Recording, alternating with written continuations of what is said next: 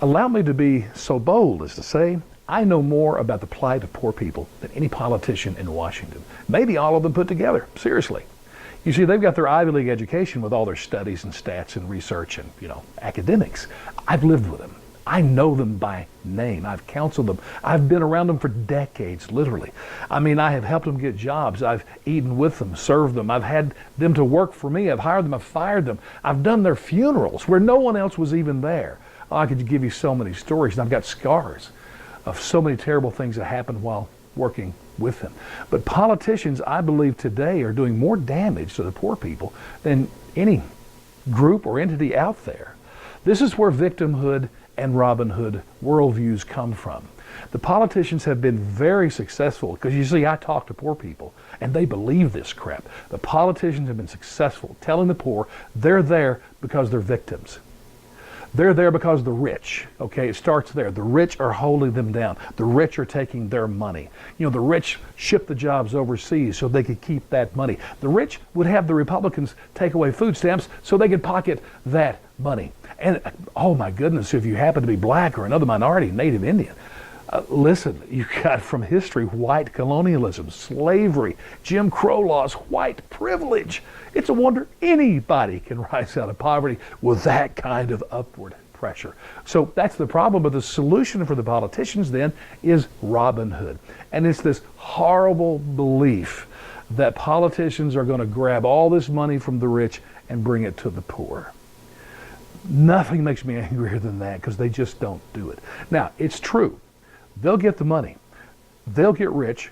Washington will become even richer than it is. The government will grow, and you will get your bologna and beans, but that will be it. You will get your safety net. I love that image, too, because for me, a net, that's like a trap. And when you get in that net, again, you get your bologna and beans, you move a little bit, but there's no freedom. And listen to me when I say this. If you're trusting the government to take care of you, you'll be in poverty every day for the rest of your life. Nothing but bologna and beans for you.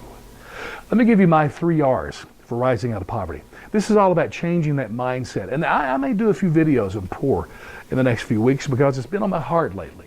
But my first R is this: responsibility. And I want to make this as clear as I can. Any poor person that wants to rise up out of poverty, the only person that's going to get that done, the only way it will happen is for you to take personal responsibility. No one else is going to do it. Not the rich, not the politicians, not the government. And we even have this great sounding utopian view of socialism, how we're all going to work together as a society. We're going to rise each.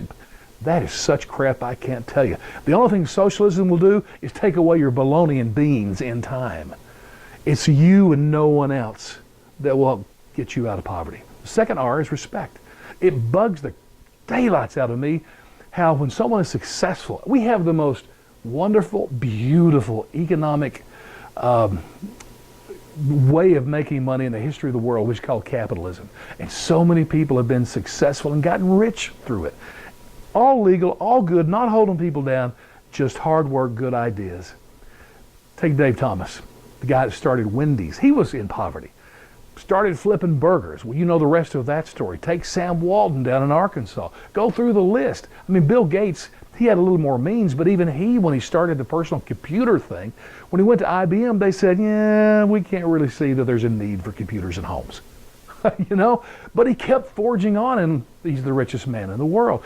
Don't malign these people. Don't hate these people. And let me tell you something. Poor people do. They've learned to hate them because of our politicians. Respect them, honor them, applaud their success, get their books, learn from them, be like them. The last R, and this one comes from my Christian worldview, and it's this: the word is reward. I want you to believe that the greatest rewards you'll get in life are not in sums of money or even winning the lottery. The greatest rewards in life is when you give to others. That's where the society comes in. It changes you from your heart out. And you say, I don't have any money. Fine. Give of your time. Serve others at the soup kitchen. I don't care. Find some. Go to church. Give of yourself to others. It is so important. You will grow.